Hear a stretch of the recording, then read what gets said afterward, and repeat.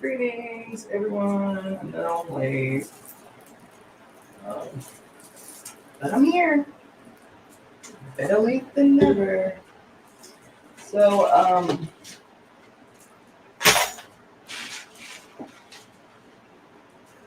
I got some things planned for today. I just posted this, so I might be talking to myself today. Um,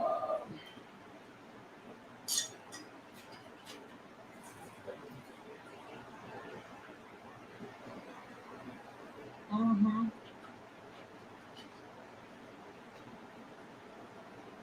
Yeah, so hopefully everyone that is tuning in as well today have had a productive day today. Um, and are ready for something new from me today. Um, so, the last couple of lives that I've done have been pretty intense, to say the least. And uh, they have been, in my opinion, necessary, nonetheless intense. And so, I wanted to, just to kind of protect my own head and heart space, kind of deviate from that pattern. I am going to follow up on some stats that I had put out yesterday around yesterday's live, which was very intense. But I did promise that I was going to do some calculations, follow up on some more recent statistics, and give that to you before going into what I'm going to talk about today. And yeah, so let's do that. For those who are tuning in for the first time, do not know who I am. My name is Cassandra Faith Floyd. I am also known as the daughter of the Fates. I may do a whole live about why I am also known as the daughter of the Fates, because it's important. But I'm also known as the daughter of the Fates. I am the founder of the Temple of Evolutionary Emergence, a 501c3 temple located here in Los Angeles, California. And with that being said, I will get started. So, yesterday we had a long discussion about sexual violence in general and rape in particular. And so I was talking to you about statistics around this issue, and it began with a reading on the subject from the 1983 works of Barbara G. Walker, known as the Women's Encyclopedia of Myths and Secrets, which is a great book. If you don't have it, you should get it. Barbara G. Walker, the Women's Encyclopedia of Myths and Secrets. Again, Barbara G. Walker, the Women's Encyclopedia of Myths and Secrets. If you don't have the book, I recommend you get your life right away. She also has another older book, its predecessor, I think is the right word, called The Women's Dictionary of Symbols and Sacred Objects. The Women's Dictionary of Symbols and Sacred Objects, which too is one that you should own, and that is regardless of your gender. Those are two books that you need to have in your library and you need to reference often. They're extraordinary books. They are great demystifiers of those things that have been made mysteries. So, what do I say all the time about why mysteries exist, at least in this age, this day, in this age? Mysteries exist for the sole purpose of the exploitation of human beings. Mysteries exist for the sole purpose of the exploitation of human beings. Things are made, things are made mysteries. Things are mystified to keep you from your own natural power, your own natural birthright, which is being able in the flesh to tap into your God self. It is the only reason for the creation of mysteries, right? And so, or even creating myths or what have you.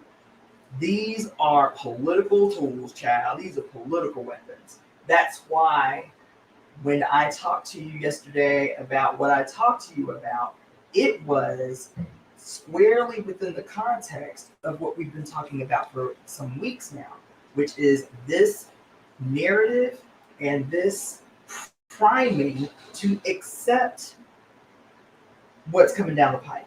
And what's coming down the pipe is attacks, the reinvigoration, the inflammation of the justification of crimes against women, primarily, and others as well. Anyone that dares to be on purpose, anyone that dares to color outside the lines in any way, anyone that dares to deviate the prescripted norm imposed on us by those wicked institutions that I will forever call out, child, the Catholic Church, the Christian Church, the freaking Judaistic, what you call that, synagogue, and the Islamic mosque, the Buddhist temple, and all the other patriarchal religions that have colluded with one another behind closed doors to reassert their domination over the many on this planet. You understand? And so those things that have been kept secret from you for so long, those things that have been made mysteries, have been mystified, have been vilified, are those very things that have the potential to set the human spirit free. And when I say the human spirit, I mean the human spirit that is embodied in the flesh, baby. I am talking about the human spirit that is embodied in flesh. I'm talking about when I say set the spirit free, I'm talking about setting the flesh free too, which leans into what I'm going to talk to y'all about today. But when I talk about, yesterday was a very deep discussion for me. I was apologizing through the whole thing, and I was reading from a book because it was violent and it was gruesome.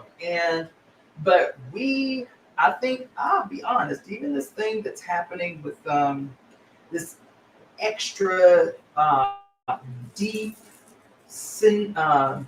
censoring of language on these institutions like YouTube and Facebook and so on and so forth, this deep censoring again, I am convinced is tied to the silencing of dissent, the silencing of those that are trying to wake up the many, the silencing of those that dare not only attempt to galvanize the creative energy needed to transform the future, but also condemn those that have bound us. When we have a conversation like yesterday about sexual violence and the history of it, the origin, that's what we talked about yesterday. The origin, where did this concept of rape start? Was this something that just human beings always did? Nope.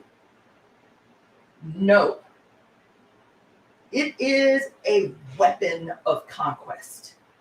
It emerged in human relationships as a weapon of conquest, of imperial ambitions. That's what it was. And what have I always said?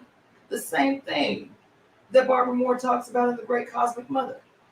That the key to sovereignty is our alignment with the representatives of the mother. Who is that if that ain't our own mamas? And those that look like our mamas. The church is responsible for rape culture. Yes, it is.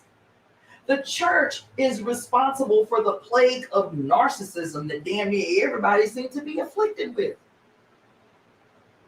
The dogma and the doctrine of Christianity, Islam, Judaism, all that shit is narcissistic. It is the thing that teaches human beings narcissism. Tell me I'm wrong. You understand? Tell me I'm wrong. Anyway, I ain't gonna go too deep because I got something for y'all. But yesterday when we talked sex violence and rape culture, I started with the reading of Barbara G. Walker's Women's Encyclopedia of Myths and Secrets. This is the decoder of secrets, God damn it. The dictionary of symbols and sacred objects, and you wonder why brainwashing happens all the time is because of symbols and sacred objects hidden in plain sight to distort, to tap into your subconscious mind, which is where your ancestral ancient memories reside. Using your heart to tap into the memory of your ancient self and that which you get from your ancient ancestors to elicit a certain result. And that result is not something that's going to benefit you. I just had this conversation with y'all last week when we were talking about all these dudes stuck on this whole concept of the Illuminati takeover of hip hop. But the thing that was always concerning to me is how all the symbols, quote, that are supposed to be indicative of the Illuminati takeover of hip hop and, you know, being in league with the devil and what's the other bullshit they talk, because it's bullshit. The other shit, you know, signing your soul over to the devil and contracts with the Illuminati and all this bullshit. The thing that always concerned me about it was why all of the images, why all of the things that were indicative of evil doing were symbols tied to my ancient ancestors, were symbols that were African in origin. And it wasn't just with the Illuminati, quote, the Illuminati takeover of hip hop, because these same symbols, these same images were what were used by the church in the 70s and 80s when attacking, you know, rock and roll and heavy metal. These same images were pointed to and targeted by the same institution, the goddamn Christian church, in the 50s and 60s at the burgeoning, the birth of rock and roll. So why is it, again, that our symbols, that our ancient wisdom, that our myths and secrets become synonymous with evil, wrongdoing, and that which should be destroyed by others? So I got a problem with it. I got a problem with Black people drinking this shit like toxic waste and then regurgitating it as some kind of fact or evidence of some shit. Because again, it is all in partnership with the priming to accept what's coming down the pike, which is a campaign of violence that targets women and others. I'm telling you what it is. Sexual violence is a part of that. I just told you that it was the church that made legal rape by husbands, rape by magistrates and judiciaries, rape as a form of interrogation of so-called suspected witches. The church did that, made it legal. Made it illegal to resist said crime. The church did that. Because rape is a weapon of war. It is a weapon of colonial conquest. That's why they can romanticize Greek mythology so. Greek mythology is disgusting. There's not a single solitary story you can point to in any Greek mythological story that is uplifting, that is affirming, that is evidence of the benevolence of God beings, or no shits. It is the freaking wicked, totalitarian, the completely insatiable lusts of quote God beings raining holy terror on us lovely ass humans. And most of that terror rained on us by so-called God beings in mythology, Greek mythology, is rape. That is seen as justified because who dares question God? And this is what Christianity emerged from. It emerged from ancient Greek culture and mythology, Roman culture and mythology, which was always about radical as conquest and asserting oneself over other human beings. Doing whatever is necessary to do that. You understand? Anyway, so in this, I hope y'all following me, because I told y'all I'm always dancing between subjects that don't seem related, but they all related. They all related. They all related. This shit coming down the pipe, this shit that we've been primed to accept, this goddamn thing that just happened with COVID for the last 2 years that have demoralized the hell out of human beings, that have wiped us out emotionally. We goddamn weak emotionally because that shit was terrifying and terrorizing, and just a glimpse of what they wanted to see that they were able to do. And here they are stirring up the pot again a year before this electoral process to get you on board to accept shit you have no business accepting, to terrorize the hell out of you, to surrender all power that you have. This is what you're being primed to do. And sexual violence is a part of it, as these stats are indicated. So yesterday I promised that I was going to give you a compilation, a calculation of all the numbers that I'd given you yesterday. So the numbers that I'd given you yesterday were based on a 2010 global report on the instances only of reported rape around the world. Of those 120 countries, because it was 120 countries that was listed on this report yesterday that I read to you. This is a 2010 calculation of these reports. In 2010, the reported rapes of the 120 countries listed was 317,246 rapes. That was of 120 countries. There are 195 countries on the planet. Several, the rest were not mentioned. Okay, I have yet to be able to find a compilation of reports that come from all 195 countries. This was from 120 countries. Countries that were not listed on that list that I talked to you about yesterday: Egypt, Egypt and China. As of today, well, as of 2014, which was the last report that I could find of the calculations of these numbers, Egypt, as of 2014, reported 20,000 reported rapes annually. China reports 31,833 approximately rapes per year. So those numbers added to the 317,246 I didn't even do. So that's 31,833 and 20,000.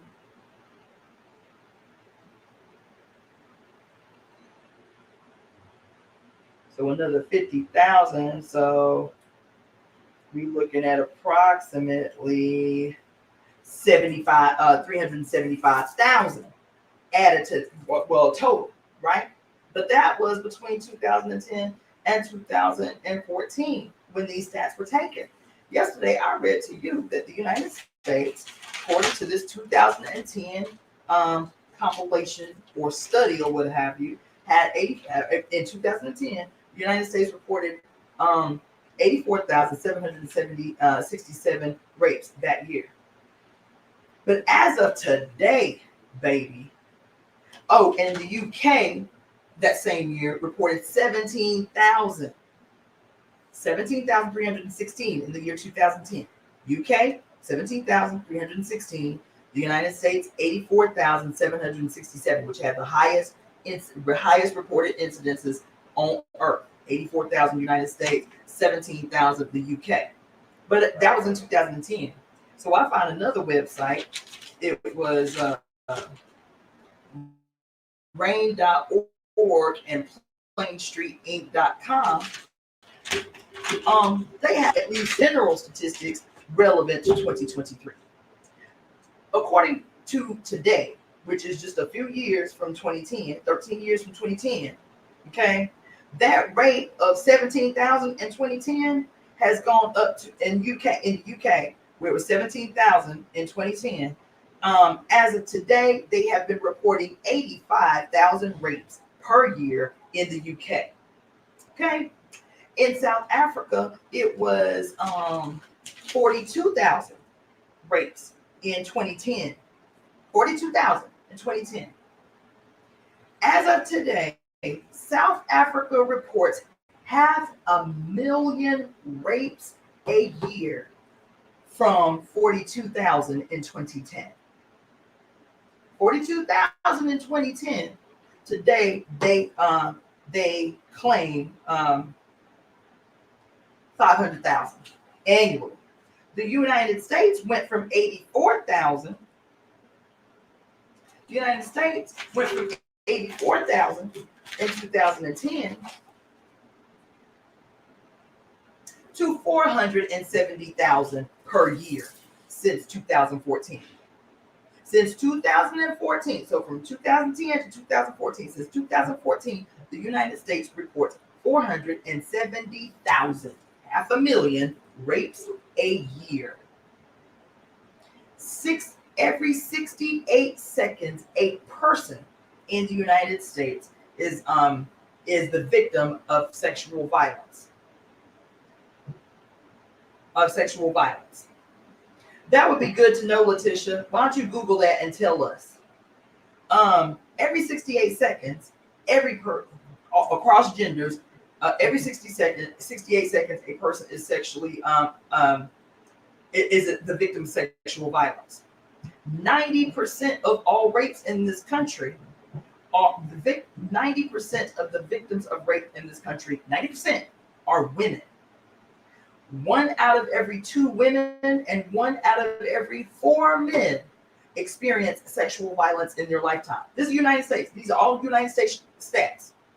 1 out of every 2 trans women or trans people, 1 out of every 2 trans people will be the victims of sexual violence in their lifetime. 2 out of every 5 gay men will be victims of sexual violence in their lifetime. 1 out of every 10 women are raped by their intimate partner. 1 out of every 10. Only 20. Now, these stats are based on reported incidences. Only 28% of victims actually report the crime committed against them. Native women are 2 times more likely than any other race of people in the United States to be victims of sexual violence, both rape and sexual assault. If you're talking, so I said every 68 seconds, a person is the victim of sexual violence in some way. When you narrow those statistics, every 38 seconds, a woman is the victim of rape. Every 38 seconds. 500,000 people actually report sexual crimes against them in this country annually since 2014. 500,000 in South Africa. Do you see a trend? In 2010, these numbers were radically lower, though terrible, radically lower. It was 17,000 in the UK. Now it's what? 85,000. In 2010, it was 17,000. Today, it's 85,000 a year in the UK. It was 84,000 in 2010 in the United States. Today, in the year 2014, it was 284,350 in the United States from 85,000. And today, it's a report of 470,000 sexual crimes against people in this country every year. Am I stretching? Am I reaching at straws when I talk about sexual violence as a weapon of war and how this narrative that exists all throughout media, social media, everywhere, priming us to accept violence against human beings, particularly sexual violence, under the guise of, quote, people being evil, people being others? It just said natives, trans people, gay people, 2 and 3 times more likely to be sexually assaulted than yesterday. I read a statute that said disabled people 2 times more likely to be sexually assaulted than the general population.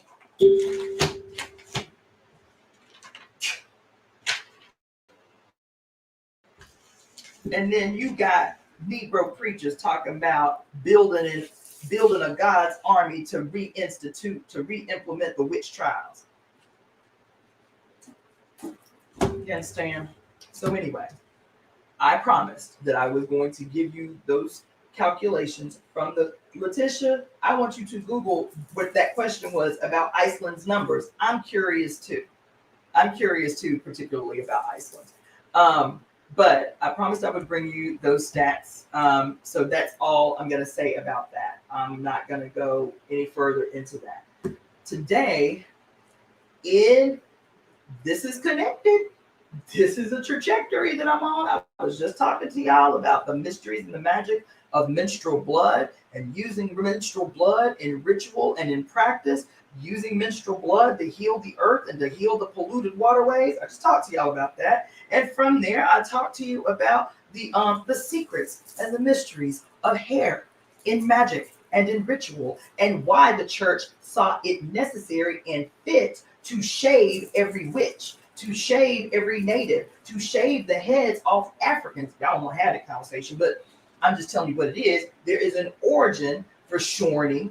There is an origin for the ritual removal of hair.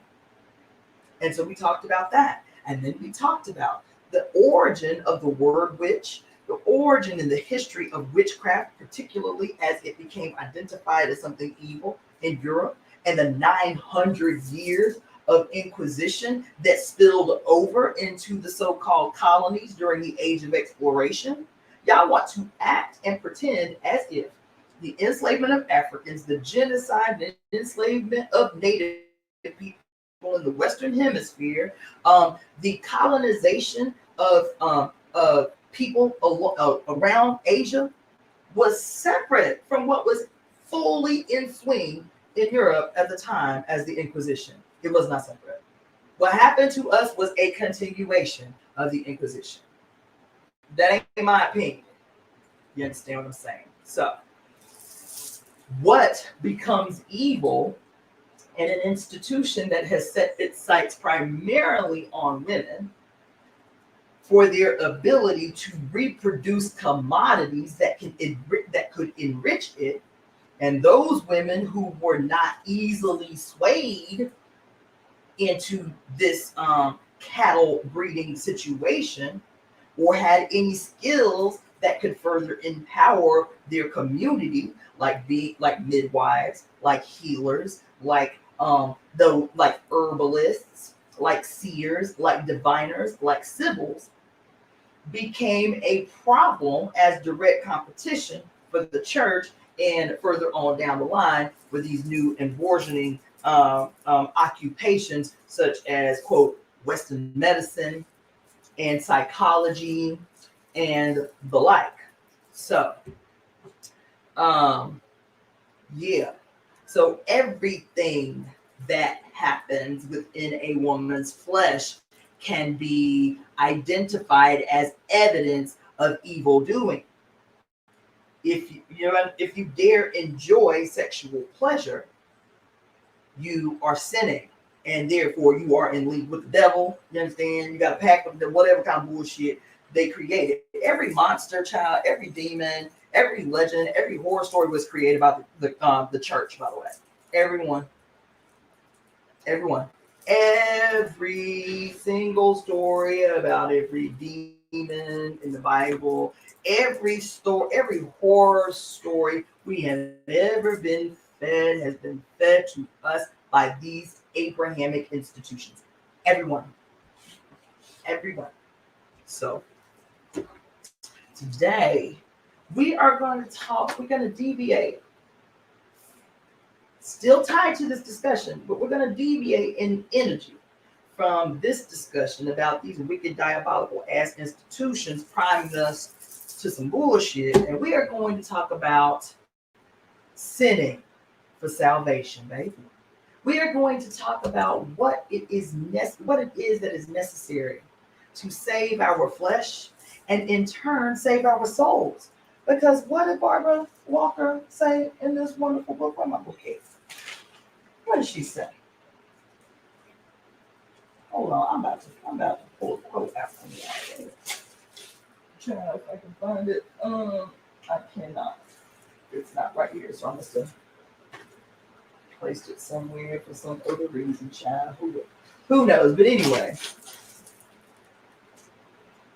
dang, Barbara Moore in the wonderful, wonderful, great cosmic mother, rediscovering the religion of the earth, tells us, teaches us that there can be no spiritual elevation, no spiritual suffering, no spiritual elevation or quote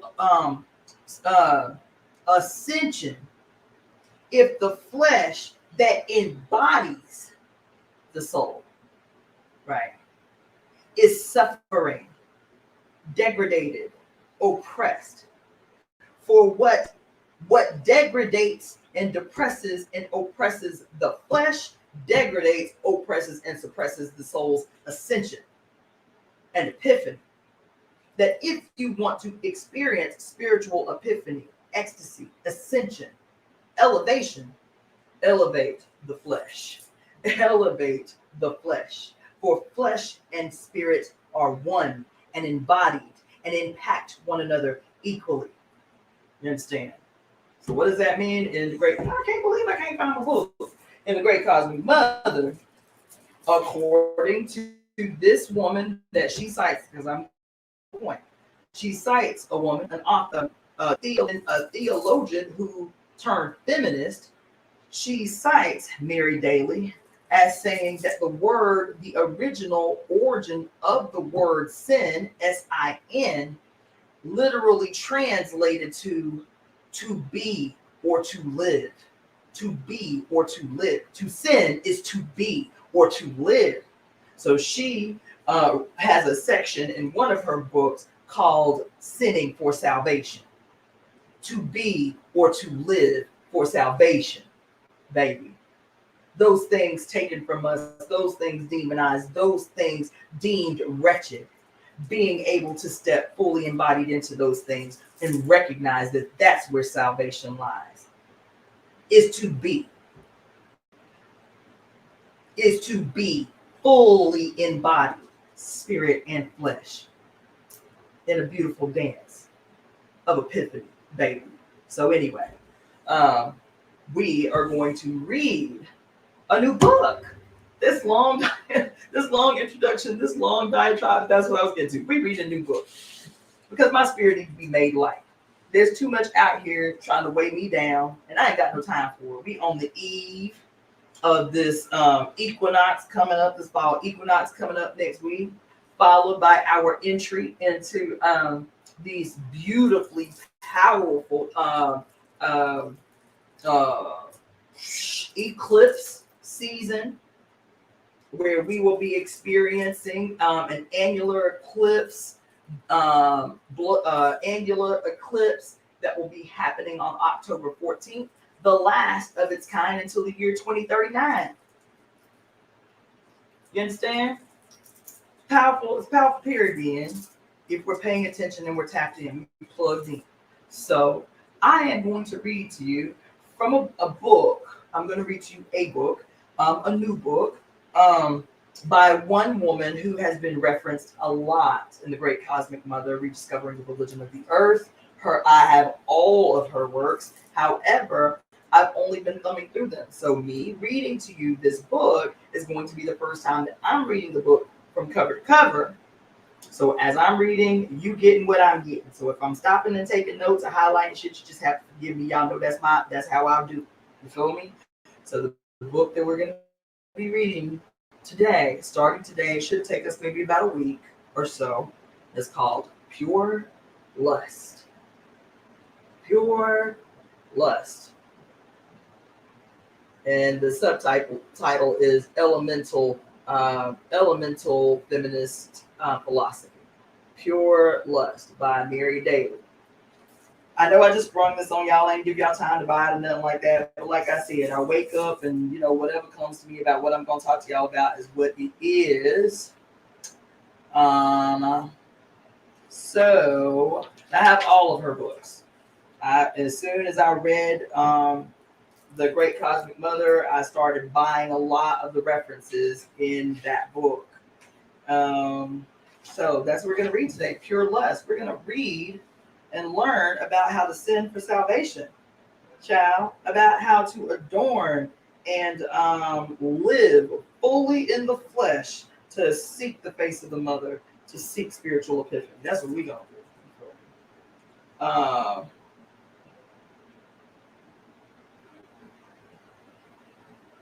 So this is like an introduction to the spirit who lives and breathes in all elemental beings, to the lady of the words of power who communicates herself through the inadequate images from Isis and Ishtar to Our Lady of Borgilion, to the muse in metamorphosizing women whose presence inspires the realizing of our own powers of creation, finally, now and always. Okay.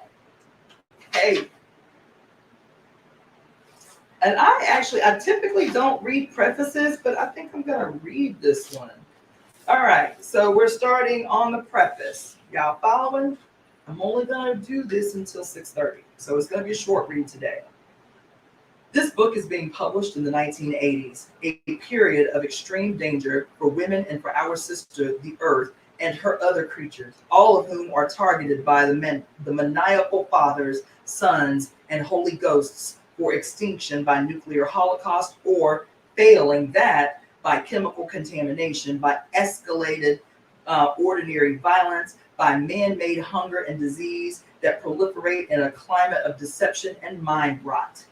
Within the general context of this decade's horrors, women face in our daily lives forces whose intent is to mangle, strangle, tame, and turn us against our own purposes. Yet at this very time, somehow, living, longing through, above, before, and beyond it, thousands of women struggle to remember ourselves and our history, to sustain and intensify a biophilic consciousness. Having once known the intense joy of woman-identified bonding and creation, we refuse to turn back.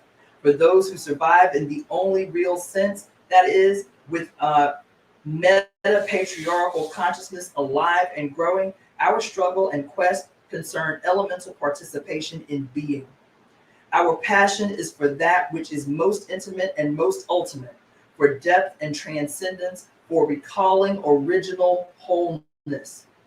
In naming, reclaiming, passionate, elemental knowing that is intuitive, immediate, not mediated by the omnipresent myths of phallicism, we call forth hope and courage to transcend appearances. Pure Lust is a sister work to my books Beyond God the Father and Gynecology.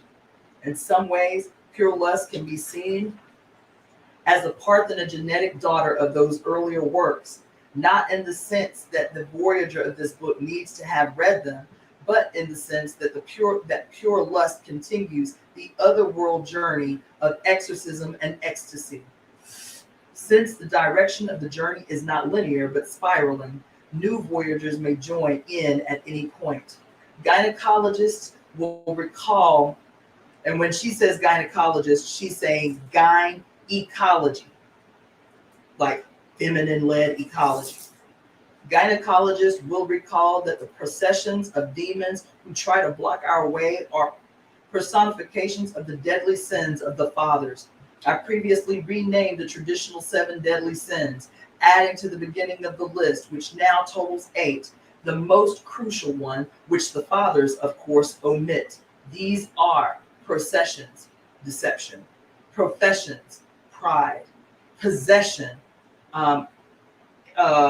avarice; aggression, anger; obsession, lust; assimilation, gluttony; elimination, envy; and fragmentation, sloth. All of these sins, manifesting themselves as demons, appear and reappear in the course of the meta-patriarchal journey. The primary demons to appear in gynecology were and are processions, followed closely by professions and possession. These are warded off, defeated by the spinning spinsters and the amazing Amazons, the hags, the harpies, the crones, and the furies of the gynecological phase of the spiraling journey. In pure lust, the name demonic attackers are the main demonic attackers are aggression and obsession. As the voyage continues, the furious fighters of these infernal molesters increase in numbers and in spirit force, moving onward, upward, downward. We center now new realms of spheres. In case the title of this book should seem misleading to some, I hasten to explain that Pure Lust is not primarily a work of feminist eroticism, although it hardly excludes this from its range of concern.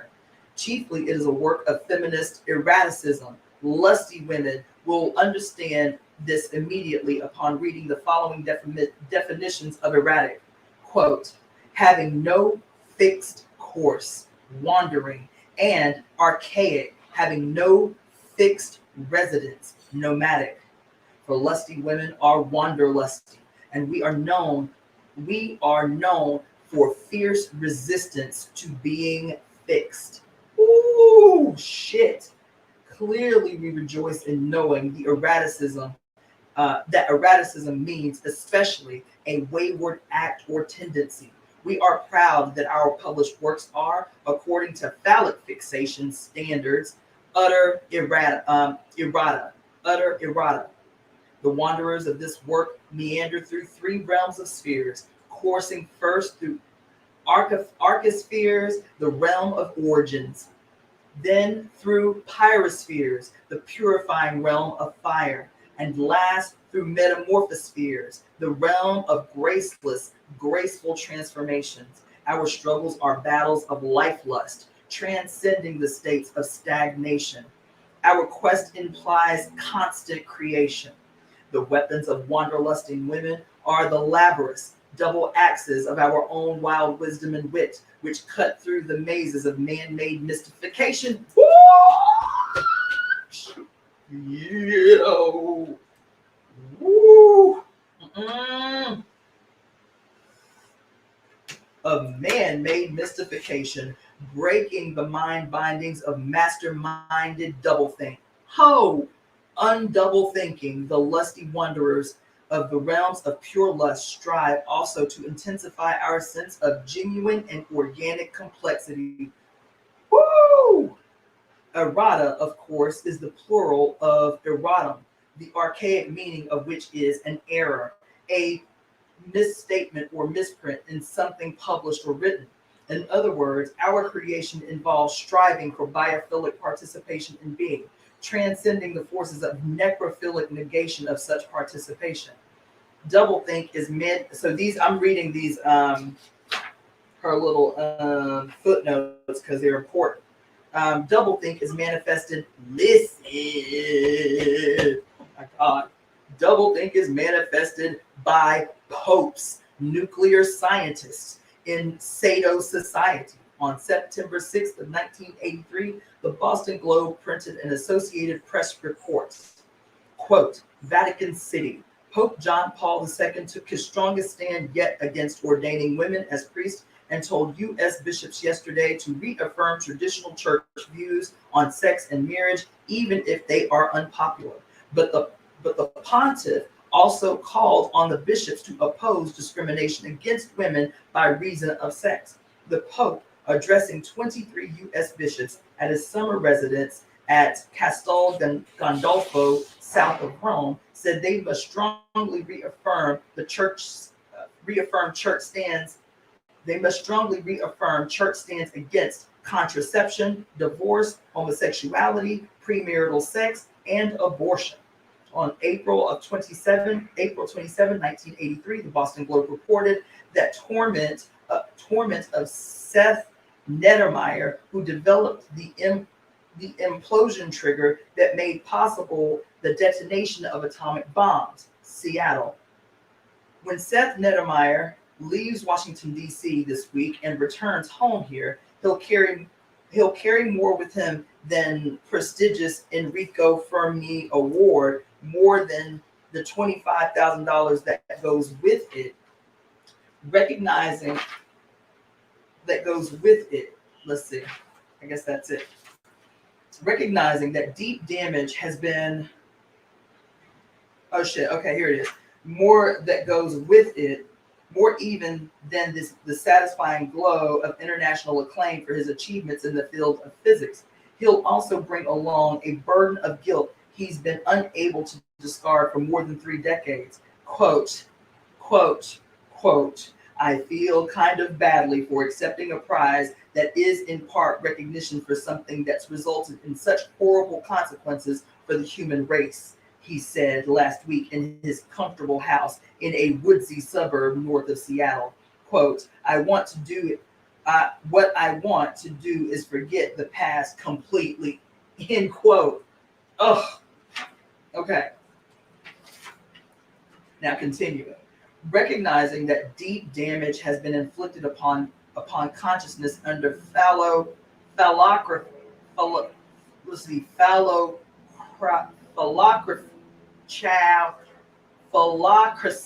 myths, phallic religion. Phallocracies, myths, and institutions, we continue to name patriarchy as the perverted paradigm and source of all other social evils. Come on in and get comfortable, god damn it. We name patriarchy as the perverted paradigm and source of all other social evils. Our naming analysis becomes even more direct and urgent as we confront the advanced stages of nuclearism, nagging women to realize our own biophilic reality, refusing to be distracted by the father's perpetual state of emergency. Oh, their frenzied foreground fixations, the proud prudes who prance through the realms of pure lust fiercely, focus our fury, firing, inspiring ourselves and each other with renewed commitment to the cause of women and all elemental beings. This commitment implies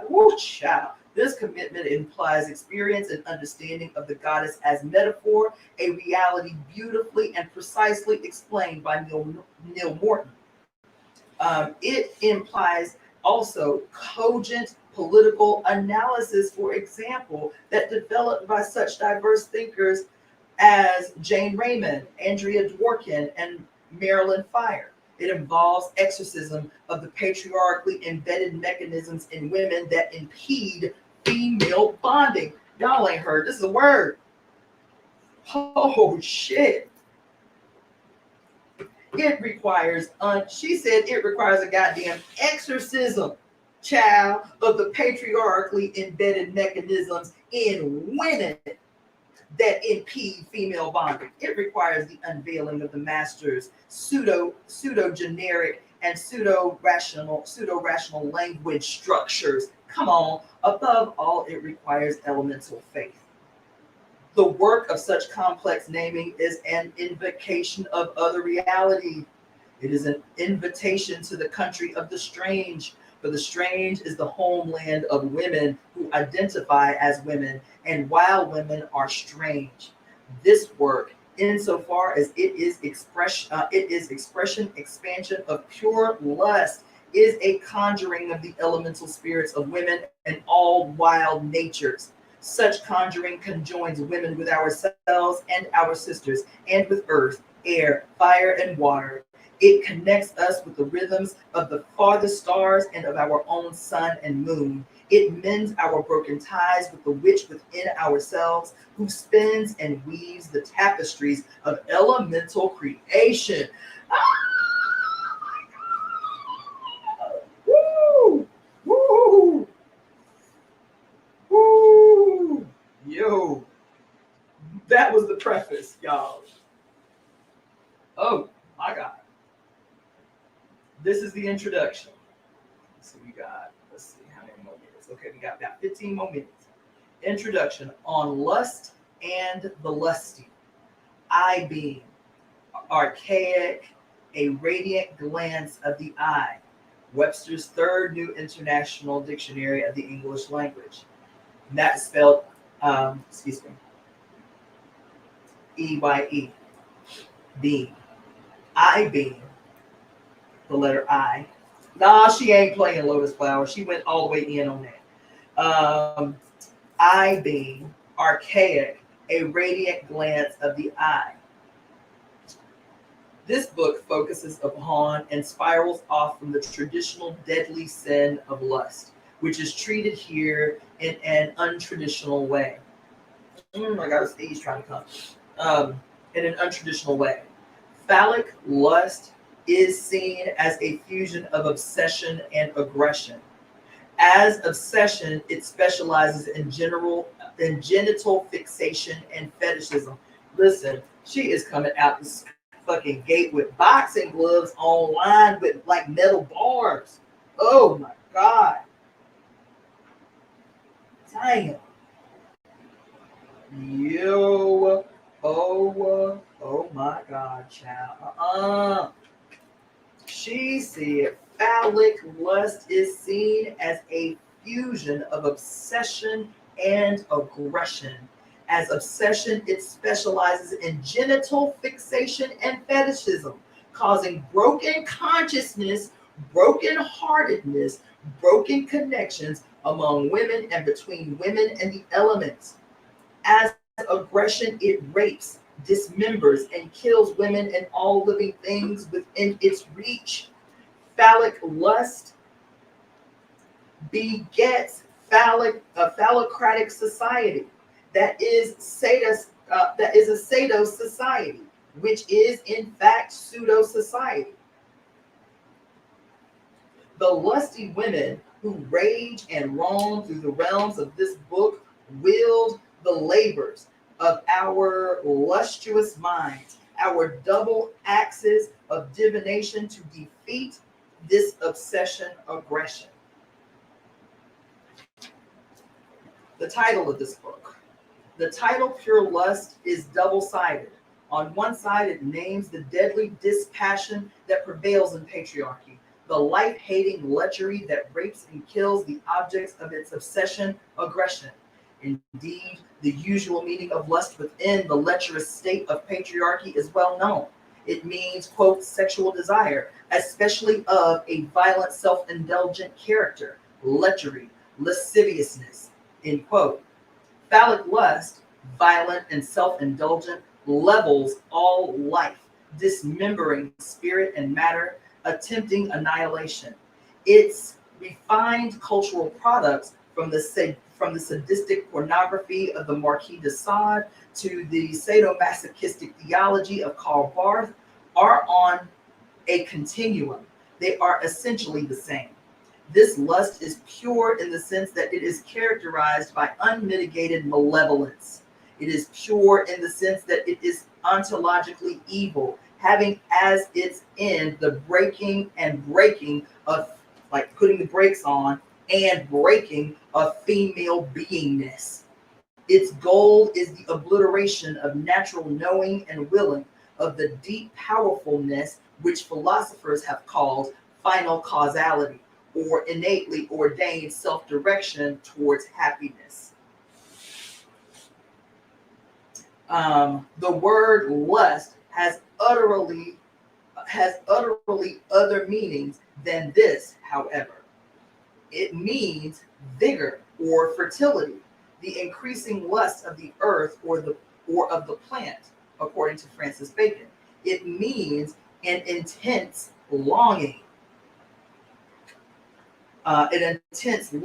or craving. It means eagerness, enthusiasm.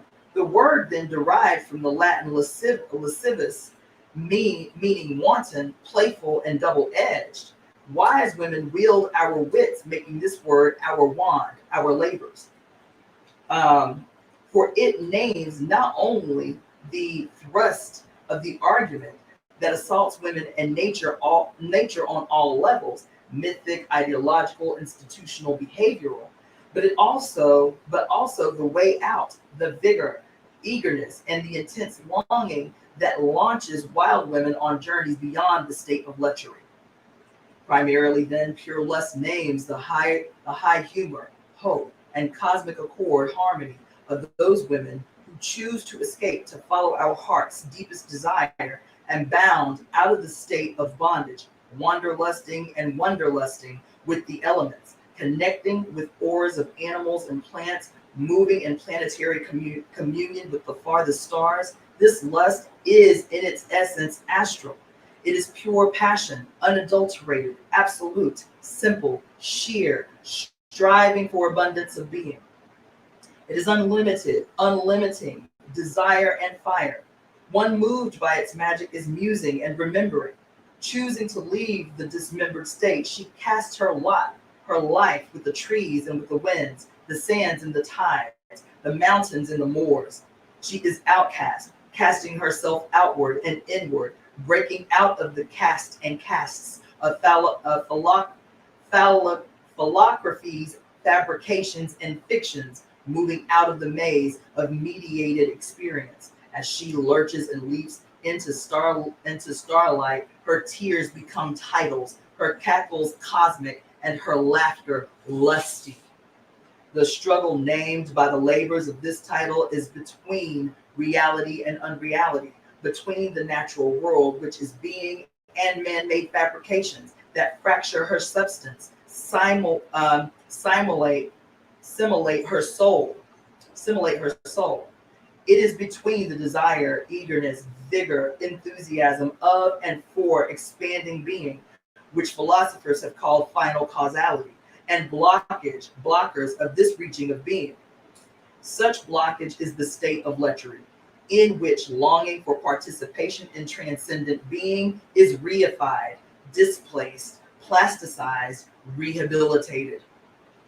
Elemental female lust is intense longing and craving for the cosmic consecrance that is creation. It is charged, tense, in tension with the tenses of fabricated father time. Incensed, it burns through the shallow impressions of insipid senses, sensing the sources, astral forces, angels and graces that call from the deep. This lusting is divining, foreseeing, foretelling, forecasting. Unlike the dim divines and divinities, the deadheads of the dead land, whose illuminations blind us, lusty women portent with luster our radiance from within that radiates from and toward original powers of creation.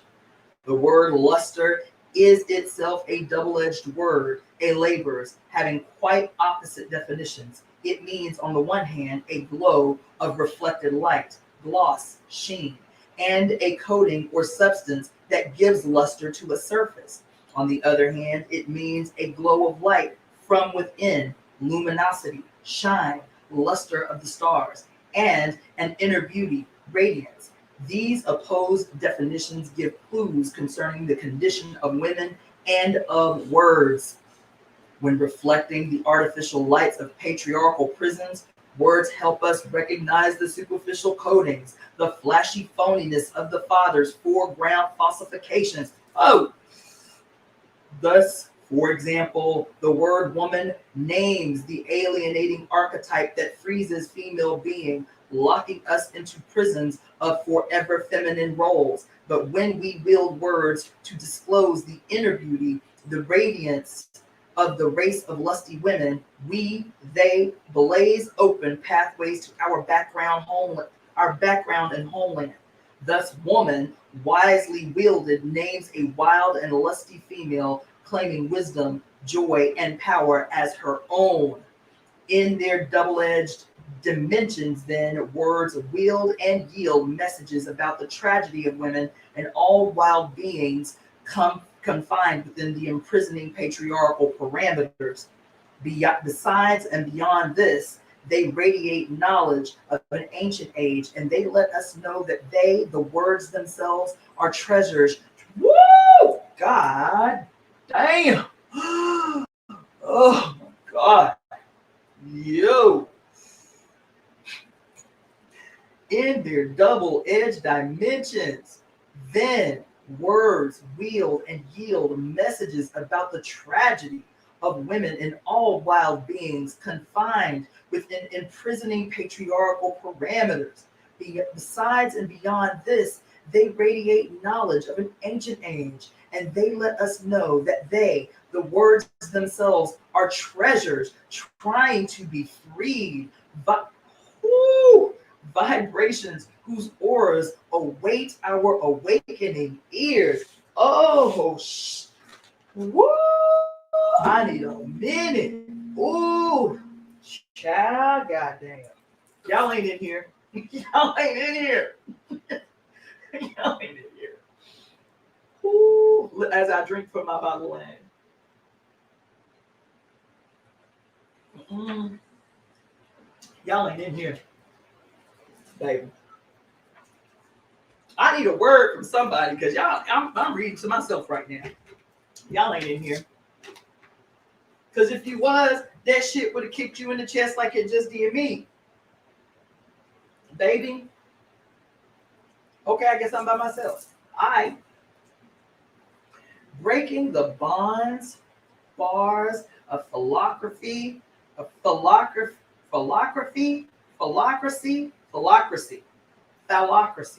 requires breaking through to radiant powers of words so that by releasing words, we can release ourselves. Cha. Listen, she going ham, and we ain't even in chapter 1 yet.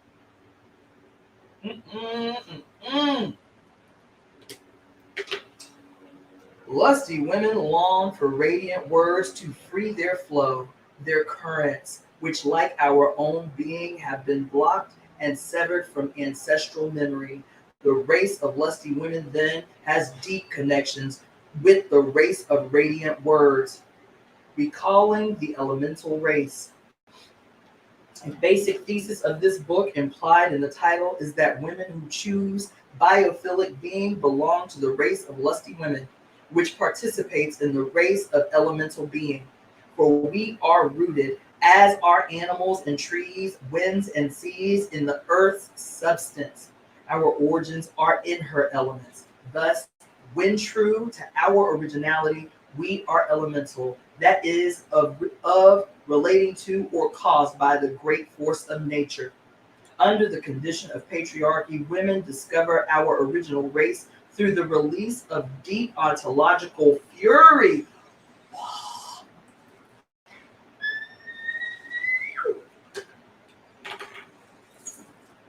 Oh Lord, I hope somebody up in here, because y'all ain't saying nothing.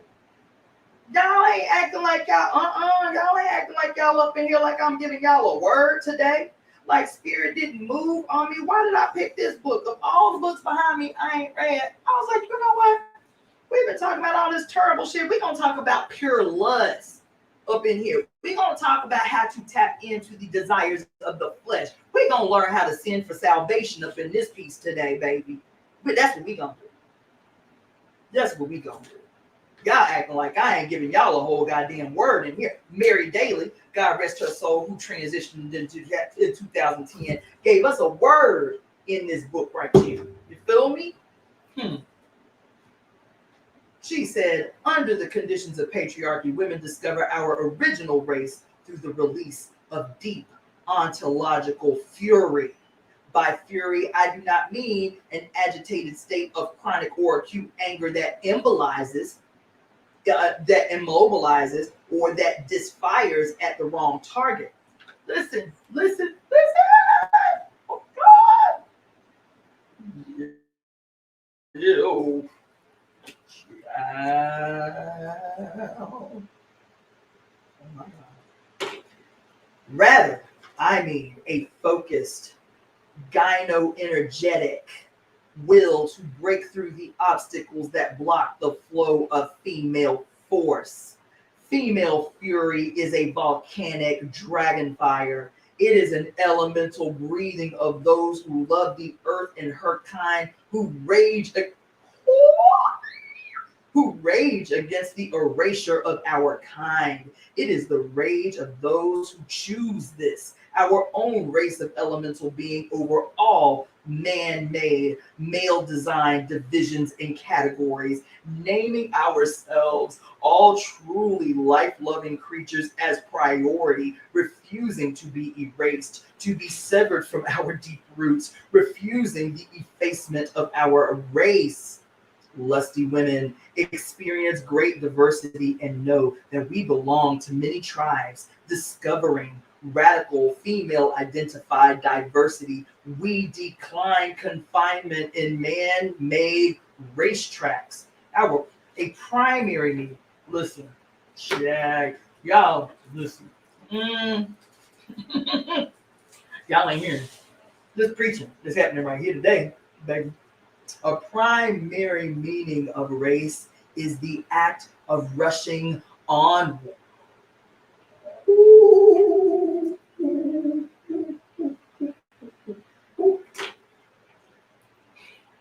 The primary meaning of race is the act of rushing onward, to run.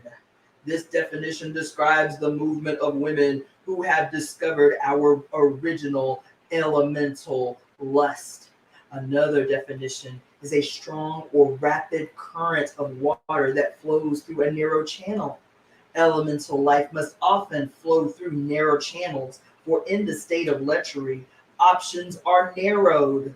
Yet, under these conditions, force and focus can be intense. Race also means a heavy or choppy sea, especially one produced by the meeting of two tides. This definition indeed applies, for the race of women is wild and tidal, roaring with rhythms that are elemental, that are created in cosmic encounters. The principalities of the phallic state continually connive to eradicate the elemental race, to reduce us to the state of possession by pulling us up by our roots, making us rootless. Their goal is our deracination, which is detachment from one's background, as from homeland, customs, traditions. Thus, women and other elemental creatures on this planet are rendered homeless, cut off from knowledge of our race's customs and our traditions. To the extent that such tactics are successful, we are deracinated, that is, physically, mentally, or emotionally separated from our racial, social, or intellectual group, free from racial characteristics or influence as deracinated migrants from another country. In this way, our racing is blocked, tracked into repetitive circular movements. Cut off from our origins, we are disoriented. Many women sense that we have been physically, mentally, and emotionally separated from our original elemental race, made free, that is, purified of our own native characteristics and influence. We sense that we are migrants from another country, yet that country seems to be nowhere. It seems to be only a feminist's utopian dream. Oh my God, damn. Yo. What does that mean? What is she talking about here? What I just talked about when I was giving you these horrible statistics. These horrible, wretched fucking statistics from every country on the goddamn planet. Every single one that detail the mountainous crimes against women. I just opened with this. And she says here, in this one statement, she reiterates what I just told y'all at the beginning. Many women sense that we have been physically, mentally, and emotionally separated from our original elemental race, made free, that is, purified of our own native characteristics and influence. We sense that we are migrants from another country, yet that country seems to be nowhere. It seems to be only a feminist utopian dream. What is she talking about, y'all? These statistics that I just read to y'all. This book was written in 1982. The fuck? This book was written in 1984. This book was written 1984. Here I am talking to y'all yesterday and today about the horrible statistics of crimes committed against women everywhere on the square, on the whole of the goddamn planet. And here in this one statement, she summed up everything I just said. We know intuitively that there was a time in history where this shit nowhere, where this was not a reality anywhere on earth. Barbara Walker just talked about it in the book yesterday. She said rape did not exist the way that we know it. As a matter of fact, even in patriarchal societies, rape was such an atrocity that everywhere, including Rome, it was punishable by death. Not only was your ass put to death for rape, but everything you owned became the property of the victim of your crime.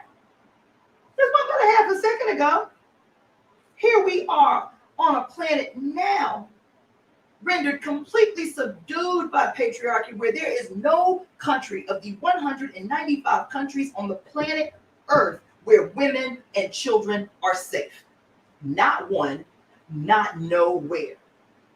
She says this shit seems to only exist in the feminist utopian dreams. Together with Virginia Woolf, feminist mom, quote, as a woman, I have no country. And together with her, we may add, quote, as a woman, I want no country. As a woman, my country is the whole world. But there's something poignant about this brave assertion for this brave assertion. For the whole world is groaning under phallic rule. It must be then that it is in some other dimension that the whole world is the country, the homeland of the race of women. This is not to say that a woman should cease struggling for survival within, or rather on the boundary of phallocracy, but that struggle is inadequate without pure lust. Whew, y'all ain't in here. Y'all ain't in here. Yo.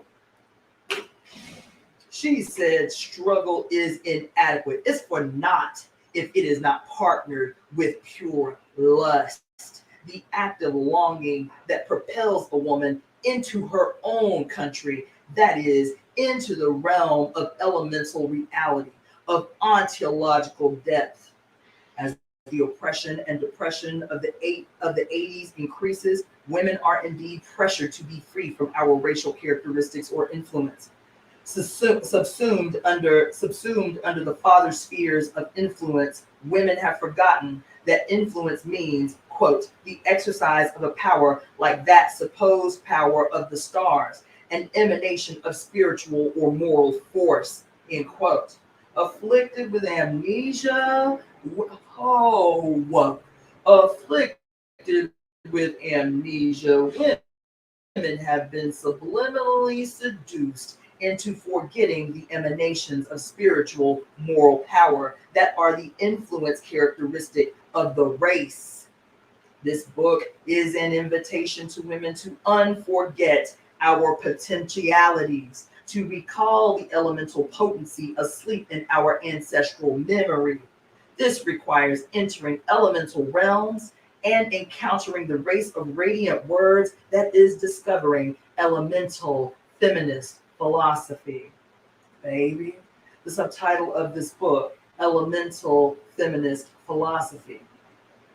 In inscribing the words elemental feminist philosophy, I intend to name a form of philosophical being, thinking that emerges together with meta-patriarchal consciousness that is in harmony with the wild in nature and in itself. The force of this philosophy has its source in women breaking out of the tamed, tracked modes of thinking and feeling of phallocracy. It is the force of reason rooted in instinct, intuition, and passion. Several meanings of the word elemental converge for the conjuring of elemental feminist philosophy. An obsolete definition is material or physical. The philosophy here unfolded in material, physical, as well as spiritual mending, transcending this deceptive dichotomy. Another definition is characterized by stark simplicity, naturalness, or unrestrained or undisciplined vigor or force, not complex or refined, crude, primitive, fundamental, basic, earthy. Elemental feminist philosophy is crude in a natural state, primitive in its original and primary state, fundamental, basic, and especially earthy. Its stark complexity spurns simplicity. Contrived simplicity. Elemental also means spirit, specter, wraith. The 6th century alchemist, physician, philosopher Heraclius used this word to name the spirits of the elements, the administrators of the processes of the elements.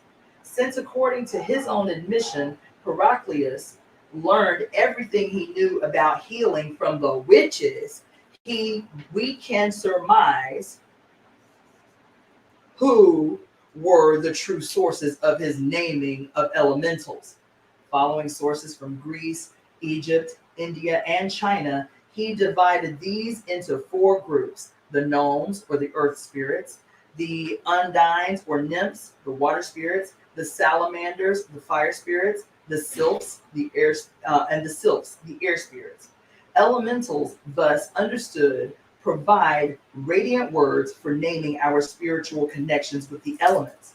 Elemental also means, quote, a first principle, rudiment. Wanderlusting women seek understanding of the first principles, sensing deeply that officially condoned knowledge has been on the wrong track. A wild woman yearns to return to beginnings, to rudiments, to the original questions of her childhood, of her ancestral racial memory. She recognizes that these have a special aura, that they are imbued with a sense of a deep wonder, which, as Aristotle noted, is the beginning of the philosophical quest. For wanderlusters, this is the quest of the elemental wisdom, which is knowledge of first principles. Clues about the nature of elemental wisdom can be gleaned from statements attributed to the Apostle Paul, arch hater of life in general and women in particular, concerning elements and elementals. He wrote, quote, see to it that no one makes a prey of you by philosophy and empty deceit, according to human tradition, according to the elemental spirits of the universe, and not according to Christ. This is also a quote from Paul. It is evident that, no, it's not. Okay, that's the end of that quote. It is evident that Paul experienced distaste for philosophy, which is associated with elemental spirits. The antithesis of such wild worldly wisdom is Christ. The extent of the necrophilic lust motivating these words becomes even more evident later in the same chapter. Quote, if with Christ you died to the elemental spirits of the universe, why do you live as if you still belong to the world? Elemental philosophy is of the world.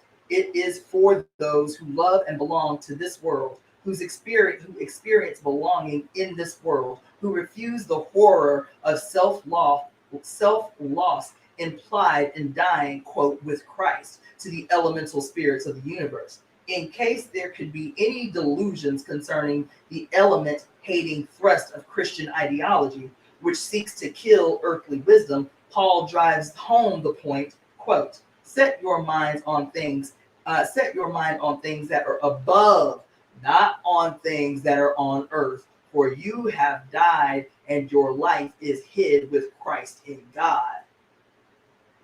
In contrast to this, elemental women experience ourselves and therefore our philosophy as rooted in love for the earth and for the things that naturally are on the earth. The elemental earthy lust was expressed by Emily Bronte in Wuthering Heights in the words of Catherine. Quote, if I were in heaven, Nellie, I should be extremely miserable. I dreamt once that I was there, that heaven did not seem to be my home, and it broke my heart with weeping to come back to earth. And the angels were so angry that they flung me out into the middle of the hearth on top of the wuthering heights, where I woke sobbing for joy. Mm. End quote. The joy of elemental women then is earthy, and so also is our philosophical quest.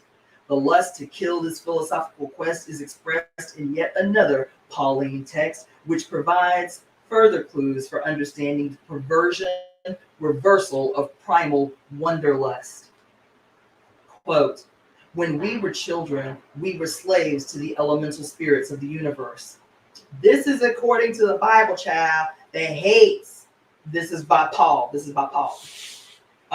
Quote, when we were children, we were slaves to the elemental spirits of the universe.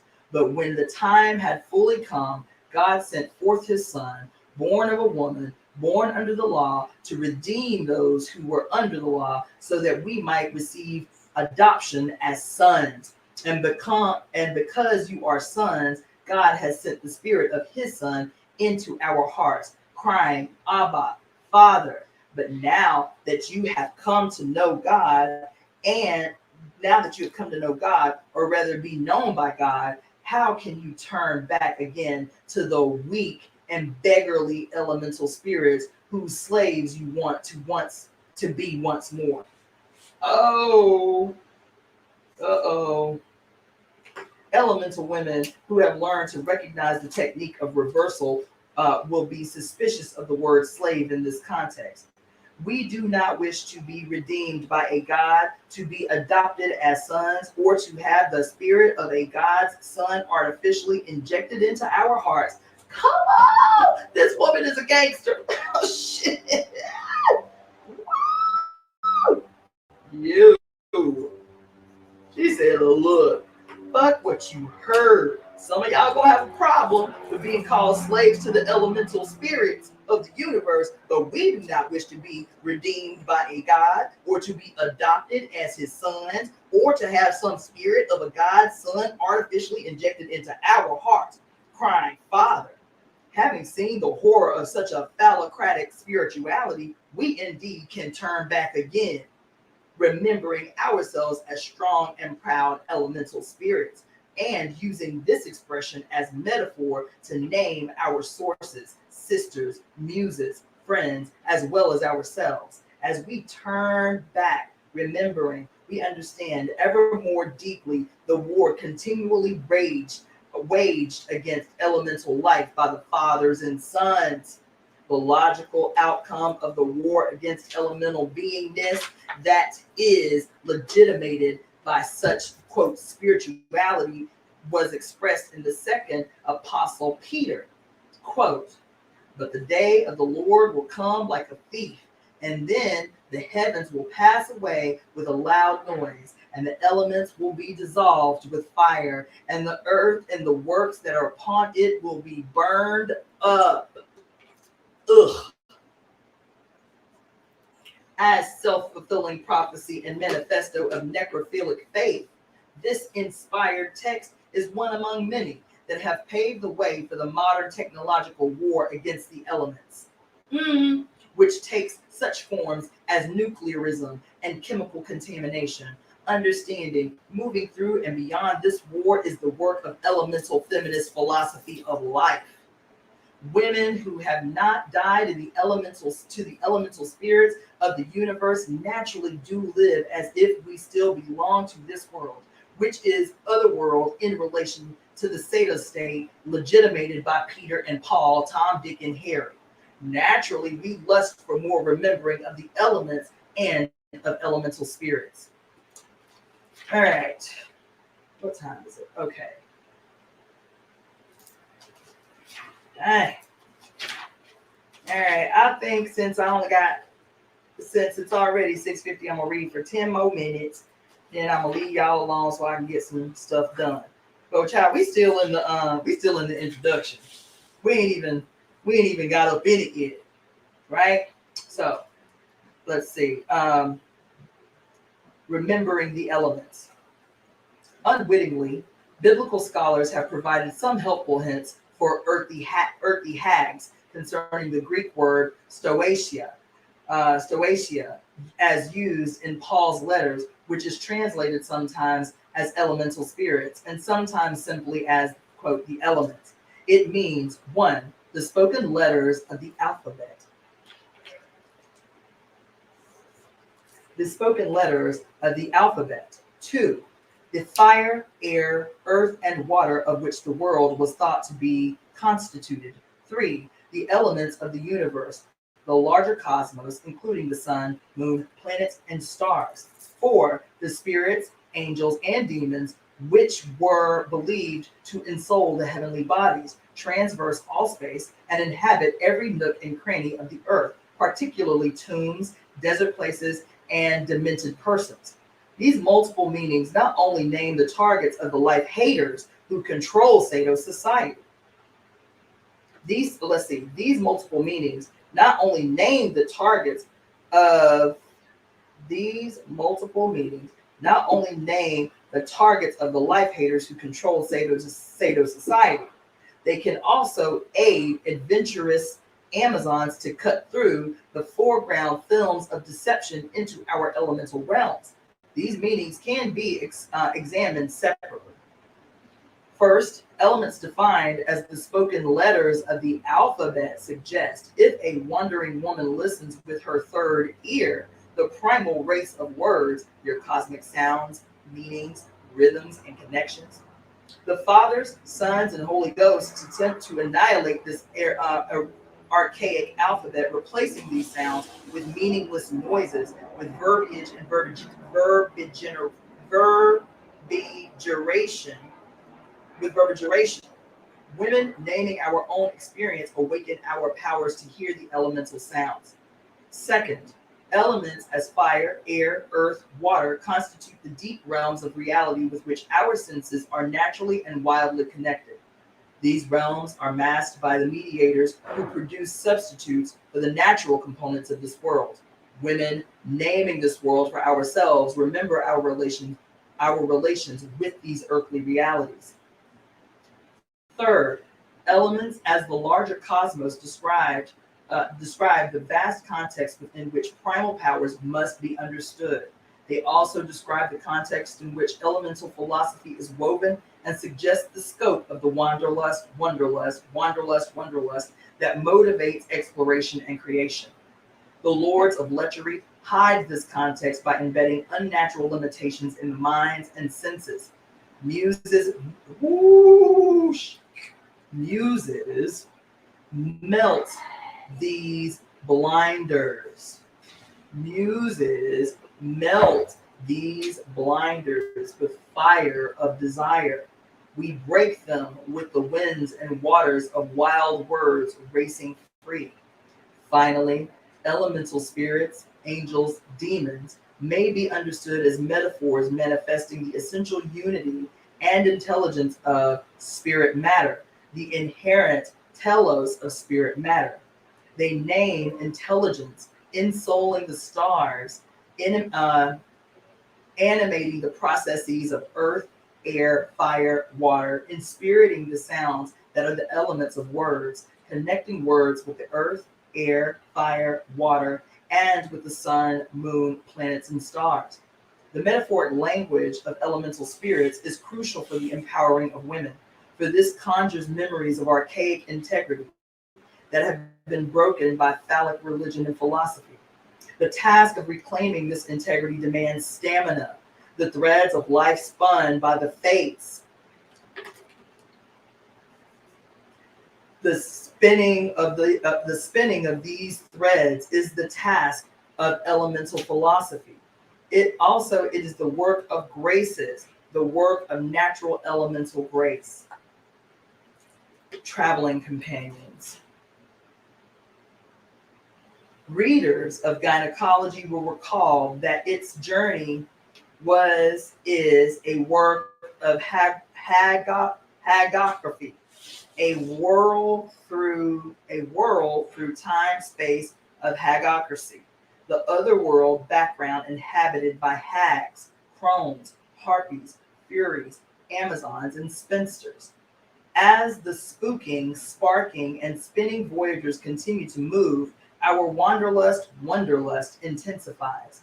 The heat of our battles is heightened. The force of our fire is volcanic, epiphanic.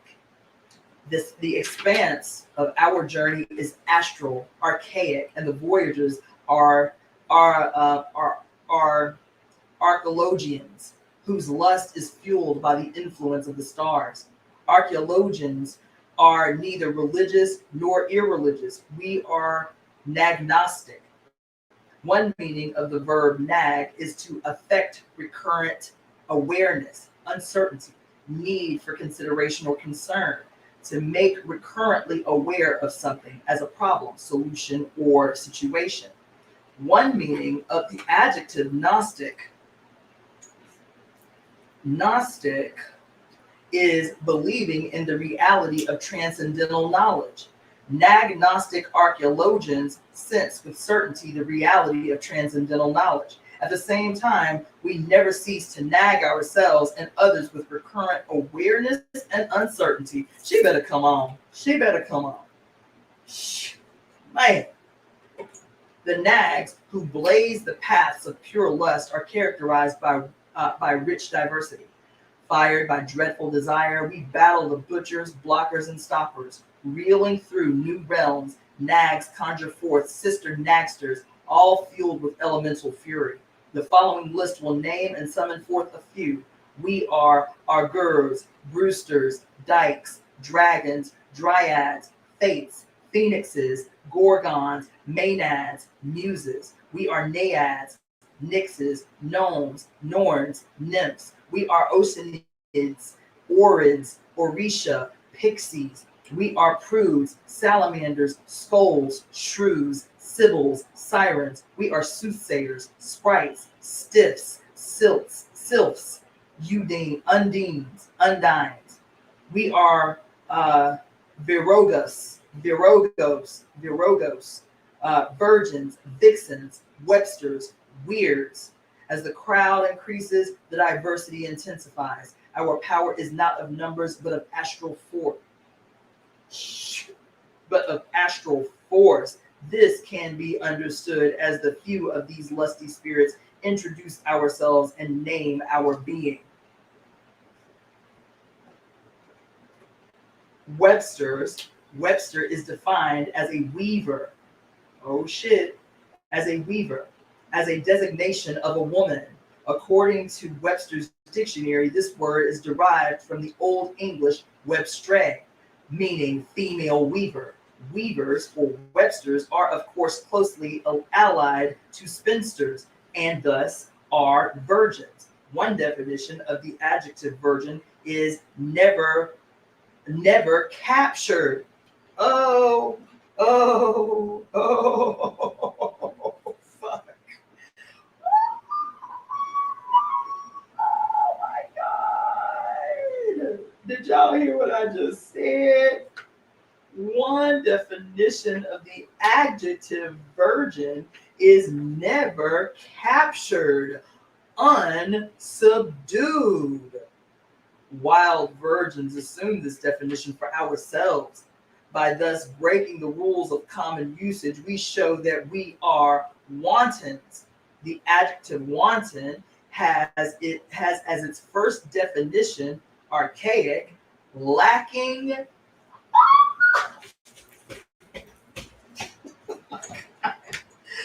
Oh my God! Oh shit! Child, look, yo, I needed this on this day, child. Wanton. The adjective wanton has as its first definition lacking discipline, not susceptible to control, unruly. It also means excessively merry or gay, frolicsome. Assuming this lusty word as self-definition, wantons affirm our spirited natures, displaying that we are also sprites. Sprite is derived from the Latin spiritus, meaning spirit. Its archaic meaning is inner being or soul. There is an obsolete meaning of the word sprite as a verb, which is to inspire with courage.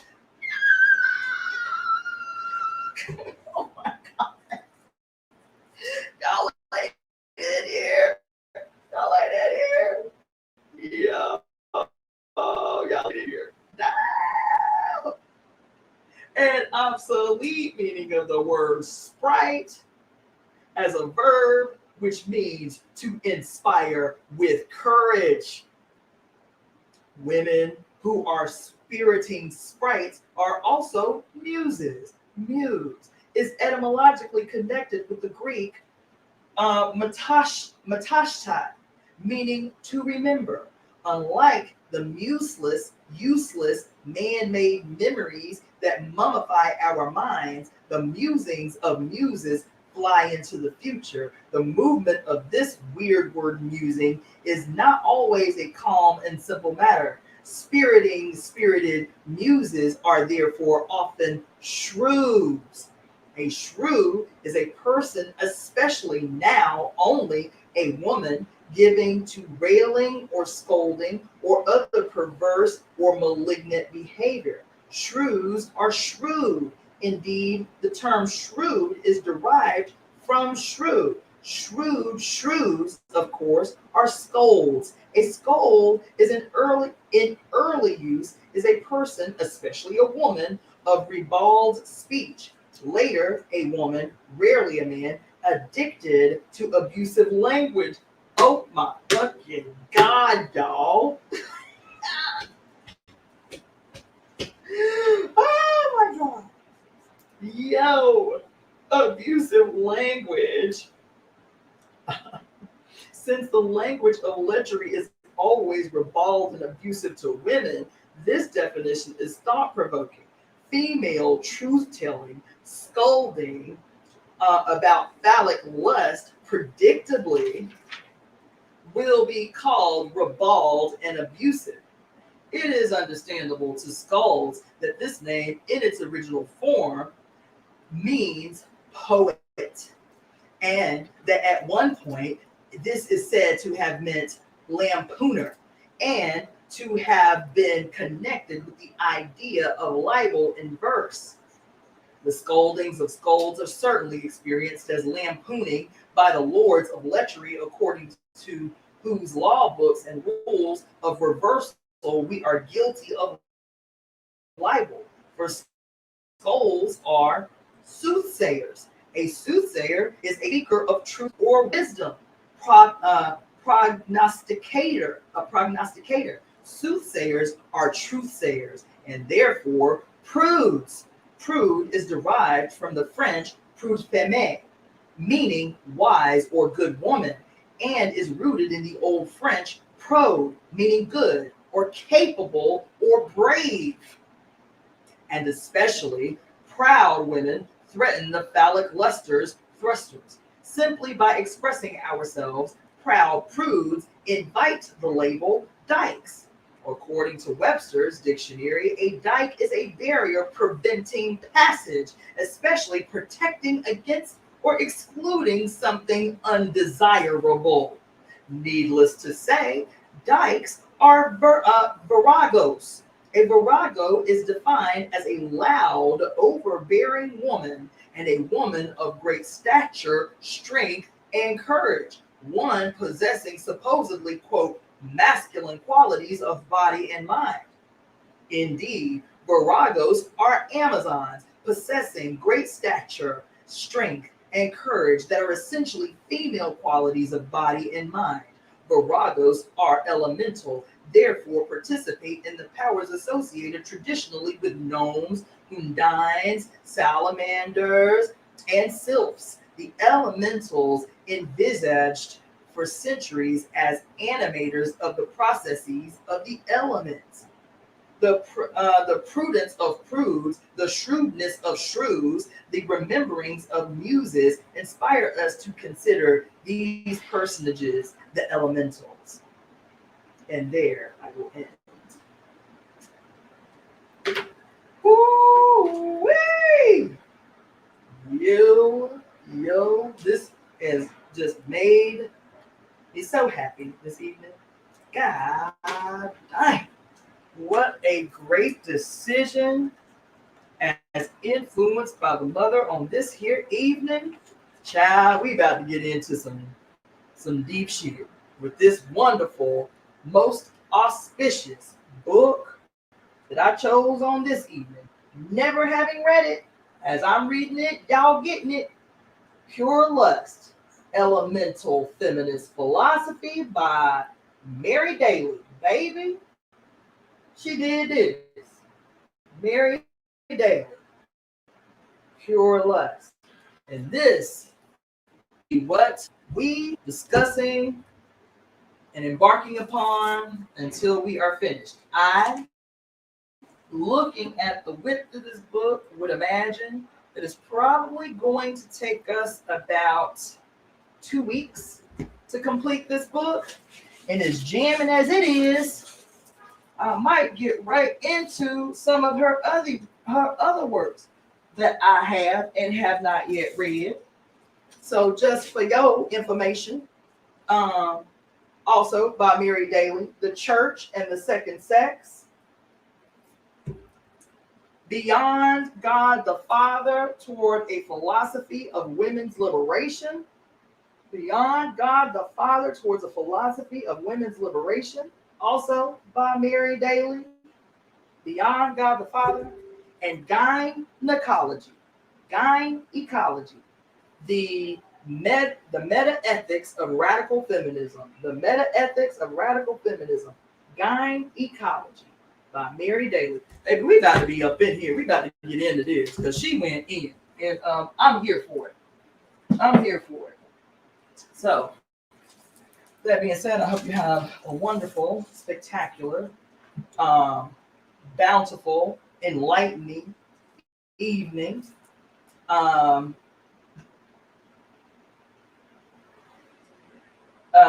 No, that is not what virginity means, but thank you for your input. We just read what the origin of the word virginity is. As a matter of fact, since you want to educate, let's just go to the wonderful works of Barbara G. Walker in the Women's Encyclopedia of Myths and Secrets, to the origin of the word virgin.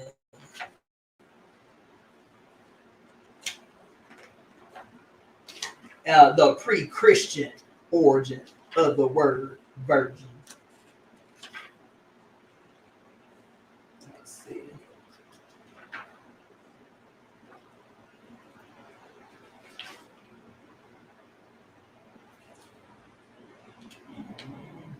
Actually, I'll save that for later. But we already went over what the word virgin means, according to Mary Daly, and that's what we running with around these parts.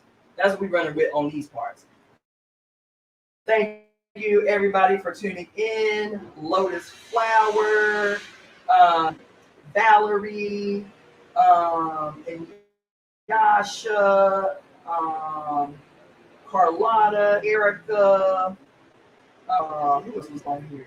Miss Letitia, Frank, T-Boo,